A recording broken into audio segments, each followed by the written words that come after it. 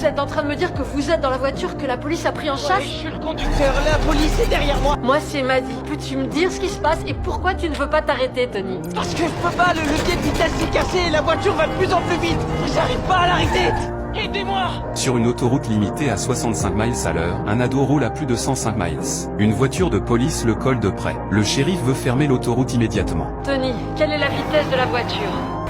Je dirais 170 à l'heure. La vitesse continue de grimper. La voiture refuse de passer les vitesses. Les freins ne répondent plus non plus. Le véhicule se met à trembler violemment. J'ai cru que j'allais me tracer.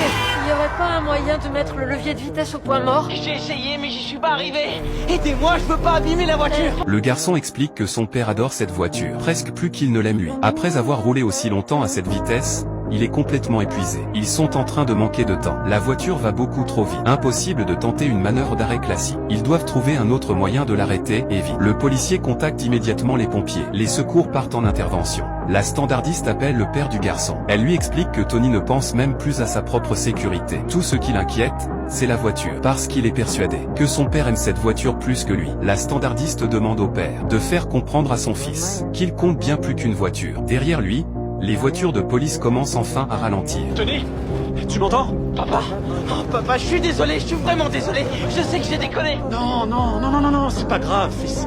T'es pas furieux? Bien sûr que non, ça aurait pu arriver à n'importe qui, pas vrai? Pourquoi t'es pas furieux? T'adores cette voiture. Le garçon n'arrive pas à croire que son père ne soit pas en colère. Il sait à quel point il tient à cette voiture. Il pense qu'il ne va peut-être pas s'en sortir, et que son père fait juste semblant de rester calme, pour ne pas lui hurler dessus avant sa mort. L'homme dit à Tony qu'il le punira peut-être plus tard, mais seulement une fois qu'il sera en sécurité. Une sortie d'autoroute a déjà été entièrement dégagée. Les pompiers sont en position. Après avoir passé la sortie, Tony devra freiner pour essayer de ralentir. Le garçon commence à faire ralentir la voiture. Le véhicule se remet à trembler violemment. La vitesse baisse petit à petit, mais dès qu'elle atteint 80 miles à l'heure, elle ne descend plus. Et c'est là qu'un camion de pompiers apparaît juste devant lui. Le camion commence lui aussi à ralentir. Les deux véhicules se rapprochent dangereusement.